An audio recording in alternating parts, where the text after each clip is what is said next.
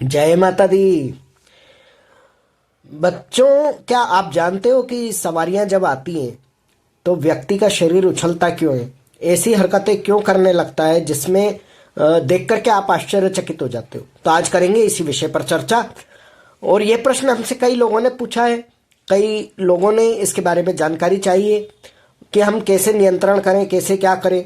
तो पहले ये जान लीजिए आज के इस वीडियो में कि ये होता क्यों है। तो पहले कर लेते हैं मातंगी महाकाली की आराधना।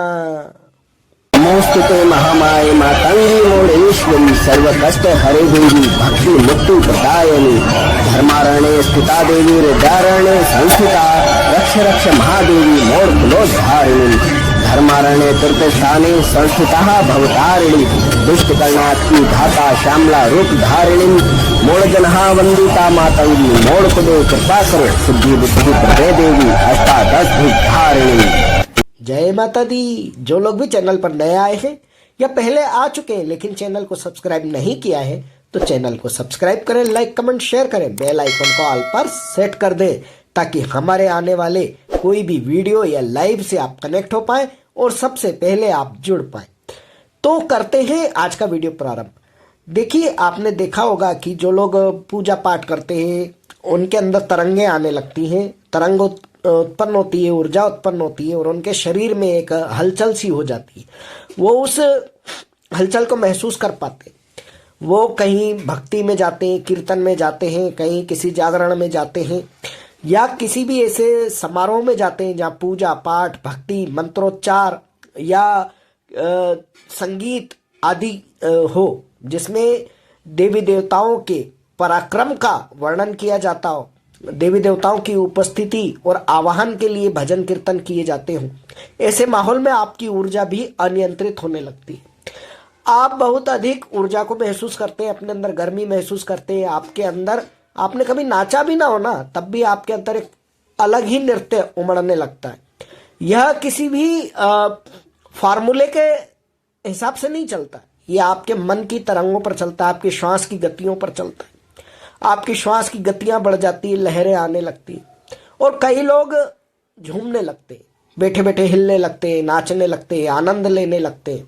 उनको बड़ा असीम जो है आनंद प्राप्त होता है। उस समय वो अलग ही संसार में खो जाते हैं। लेकिन कुछ लोग जिनको सवारियां आती हैं, कहते हैं ना कि सवारी आ गई, ऊर्जा आ गई, तरंग उठ गई है, कुंडलिनी जागृत हो गई है, वगैरह वगैरह अवस्था में जो आ जाते हैं। लेकिन कुछ लोग बहुत अधिक उसमें आवेश में आ जाते हैं। वो बैठे बैठे ही कूदने लगते हैं, बहुत ऊंचा ऊंचा, उन्हें कोई चोट भी नहीं लगती है और वो ऐसा प्रतीत होता है जैसे उन्हें कोई हवा में उछाल रहा है। वो इस कदर से अनियंत्रित हो जाते हैं, आवेशित हो जाते हैं और उन्हें उसका कोई एहसास भी नहीं होता। बाद में वो कहते हैं हमें नहीं पता, हम तो बैठे हुए थे, हम तो संगीत का आनंद ले रहे थे। इस प्रकार से उनकी अवस्था हो जाती है। तो कई लोगों के मन में ये प्रश्न आता है कि ऐसा क्यों हुआ, वो उछले क्यों, हवा में उड़े क्यों।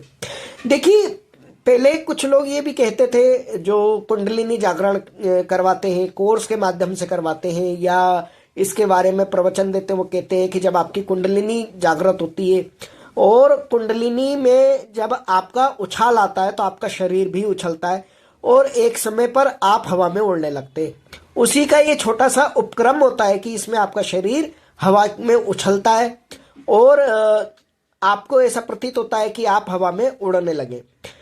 लेकिन ये सत्य है, परंतु कुछ हद तक, क्योंकि उनकी धारा अलग है, वो कोर्स की बात करते, हम भक्ति की बात करते। तो यहाँ पर जब आपकी कुंडलिनी में हलचल होती है और वो इस प्रकार होती है कि वो ऊपर की ओर जाना चाहती है तो आपका शरीर भी उसके साथ गति कर जाता है कई बार और आप उछाल खाते हैं। कई लोग कहते हैं कि संकट लग गया है, कई लोग कहते हैं कि देवी देवता की ऊर्जा है, कई लोग कुछ कहते हैं, कई लोग कुछ कहते हैं।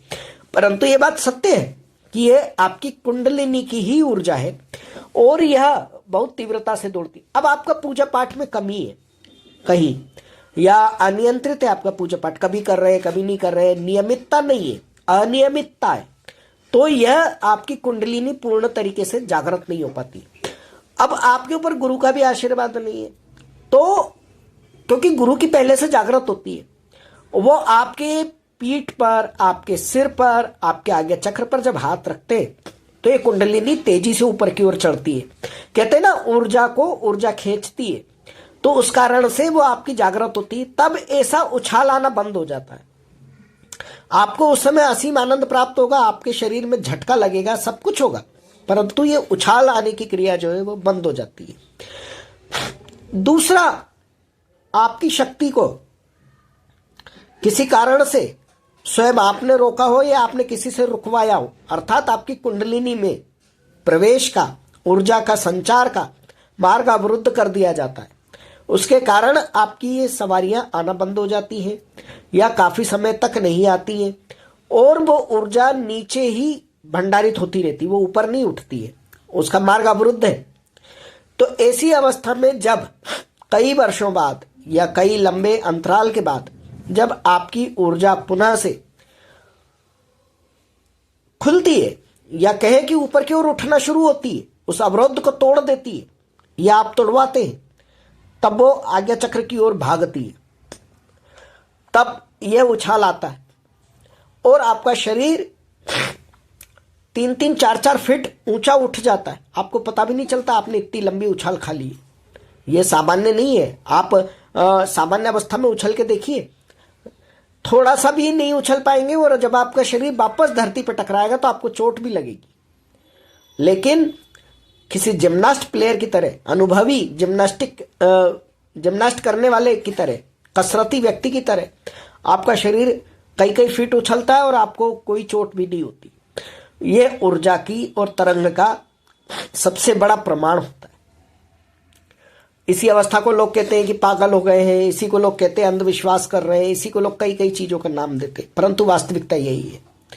तो अपना नियमित पूजा पाठ जारी रखें, अपना नियमित सेवा पूजा करें। आपकी कुंडलिनी स्वतः ही जो है खुली हुई रहती है और आपकी ऊर्जा हमेशा नीचे से ऊपर की ओर उठती है। जब भी उसमें रुकावट आएगी आपका शरीर उछल पड़ेगा। ये ध्यान रखिए, पहचान है इस चीज की। और ये रुकावट अधिकतर आपके ही कर्मों से आती है, आपके ही कारणों से आती है, आपके ही कहे अनुसार शक्तियां जो है कार्य करती है, इस कारण से आती है। तो कभी भी स्वयं के ऊपर भी बंधन मत लगाइए, किसी के पास बंधन लगवाने मत जाइए। आप अपने आप को हर किसी के चरणों में मत समर्पित कर दीजिए। जो आपके गुरु हैं केवल वही आपके हैं, जो आपके हितैषी हैं वही आपके हितैषी है, अन्य कोई आपका हितैषी नहीं हो सकता। यदि आपको कोई अशुद्ध खाना पीना दे रहा है या आप किसी क्या आपके नियम विरुद्ध खाना खा रहे हैं, भोजन कर रहे हैं, तो भी आपका मार्ग अवरुद्ध होता है। तो इस मार्ग को अवरुद्ध होने से बचाना आपका कर्तव्य है, सुरक्षित रहना आपका अपनी जिम्मेदारी है। तो आपके इस प्रश्न का उत्तर आपको मिल गया होगा कि जब भी कोई सवारी आती है या इस प्रकार की तरंग उठती है तो शरीर उछलता क्यों है। तो इसका आपको अर्थ भी पता चल गया, अभिप्राय भी पता चल गया है और इसको नियंत्रित करने का तरीका भी अब आपको पता चल गया है। गुरु शरण में अवश्य जाइए। जय मोड़ेश्वरी बोल बम, जय माता दी। ओम मणिक्यमिणामप्लाल्यन्तीं मदालसां मंजुलवाग्विलासां महेन्द्रनीलं द्योतिकौमलाङ्गी मतं कन्या मनसा स्मरामि।